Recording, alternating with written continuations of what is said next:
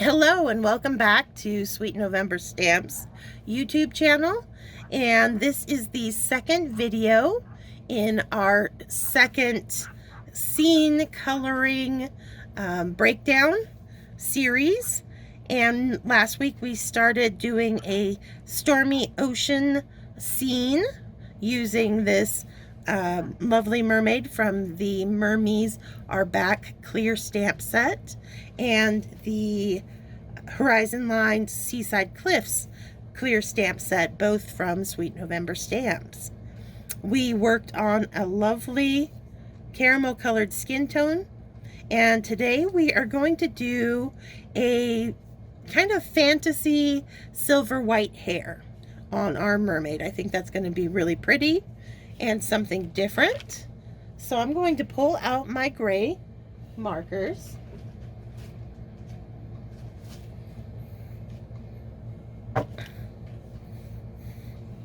And we are just going to start with some sea.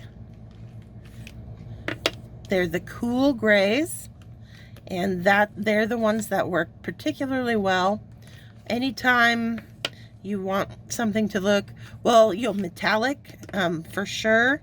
And that's why I kind of, when I do this silver white, I'm thinking in terms of silver, and so I tend to go to all of my cool grays for that.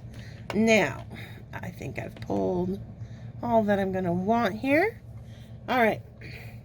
Last week we established that our limited light source is going to be coming in from the upper left hand side, and that was leaving her face in the darker shadows, which I don't normally do, but I think it's going to be kind of a cool effect with this stormy scene.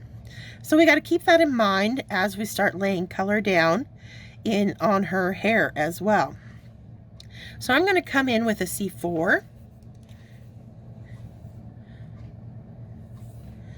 and I'm going to use it to put in my darkest shadowed areas. And because her face is facing away from that light source, this hair, that's kind of as it's like being swept over her brow and makes that little turn, is going to be really dark. It's also going to be darker down in here, facing away from the light. And then on this side of her head in general, it's going to be fairly dark. But I don't want this to read as gray. I want this to read as white hair. So I'm going to be utilizing the white of the cardstock quite a bit. And I'm going to be very mindful of how much color I lay down, especially these darker colors in my combination. While I still want them, because they provide me the contrast to make my lightest areas look even lighter. We went over that in our first series of videos, that you don't want to shy away from dark colors in your lighter color combinations, because they're what make those lighter colors really sing. So your darks make your lights look lighter, but you have to be very mindful of how much color is going down and to not over color, because if I start filling in too much of this hair area, she will look like she has gray hair versus the silver white that I'm after.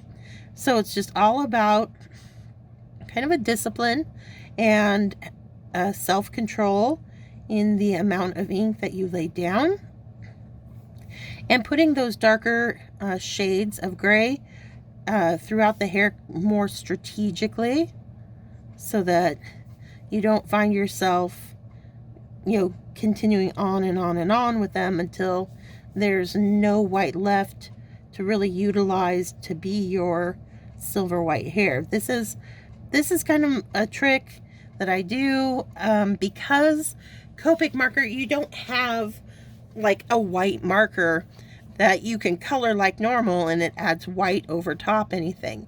It just doesn't work that way. There is the colorless blender, but as it doesn't really blend, it more just pushes color. It can soften an area, but it can't ever make it truly white again.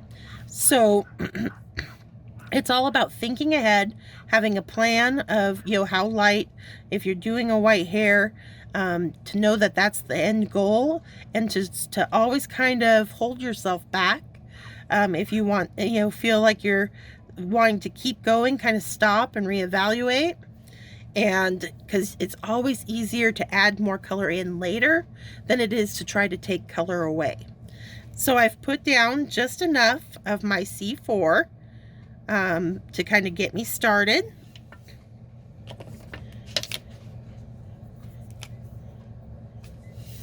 I'm now going to come in with some C3 and extend out, and I'm using that very tip of the brush, super brush nib, to gently extend out those lines that I started with the C4. And I'm barely touching the cardstock.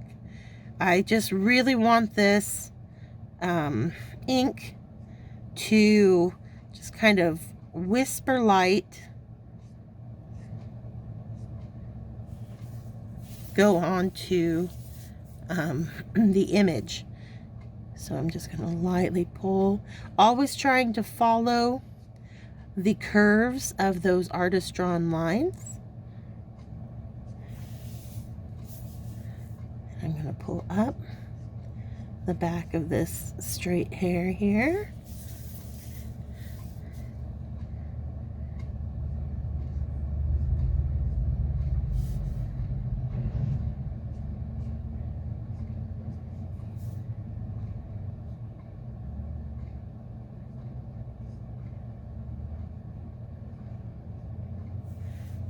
Okay.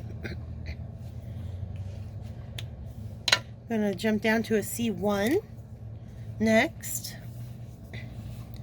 and just continue to pull lightly up towards that crown of her head.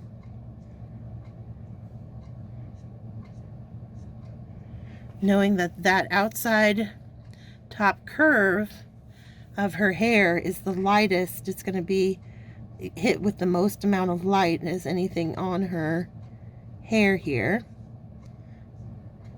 And just gently kind of let those gray lines fade into the white.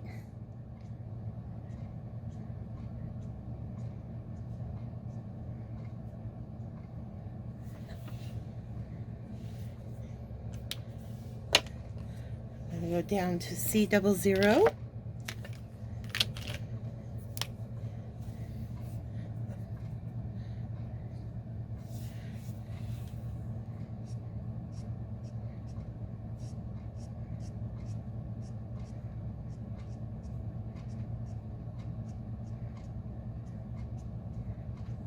And I am not, you'll notice, even with this very lightest cool gray, that 00, which barely has really any pigment to it, I am very sparing with it as well, especially up here, because if I fill it in, even with this marker, as light as it is, completely, my hair will start to look more like gray rather than having those nice shiny white highlights that I'm going to rely upon to read more as that silver white color.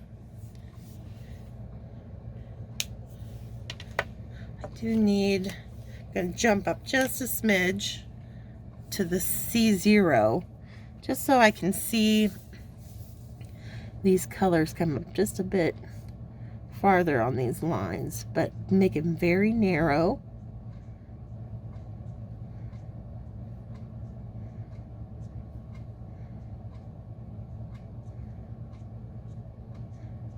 Because it's all about texture in hair. There we go. Now we've got them bending nicely, coming down. Okay. Gonna let that dry for a moment as we're gonna kind of turn towards a little bit more fantasy look.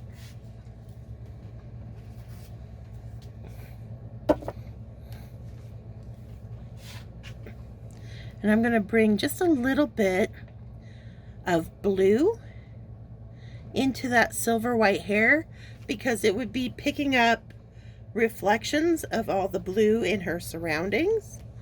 But I want to give the gray time to dry so that the blue will stay a little bit crisper. The line work, the ink won't want to spread out as much on its own, like when you work, as you work quickly and you work wet, the pigment of the ink will have a tendency to kind of want to blend out on its own. So the drier you let that cardstock get, the tighter those lines are going to stay when you add your second color in there. So I'm just going to find, I think we'll do a little bit of B60. It's a very light blue that has some gray tone to it, as well as it kind of runs on the purpley side of blue, which I think just will be a nice addition to her hair here. So in those darkest areas, I'm just going to add in, and it's going to be a very subtle addition.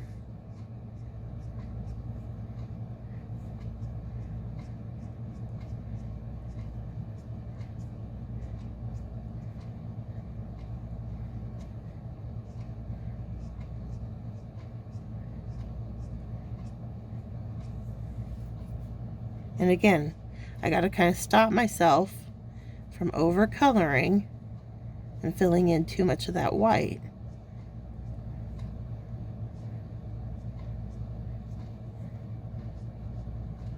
There we go. So you get just that really subtle little hint of blue being picked up in her hair. And that wasn't too hard, was it? All right. So another super quick little video for the week. I hope you enjoyed it, and hopefully I'll see you again next week when we work on her tail. And I think we'll be doing kind of a pearlescent look to that, as I've had some questions on how I accomplish that. And so we'll just take care of that next week. Until then, stay crafty, my friends. Bye.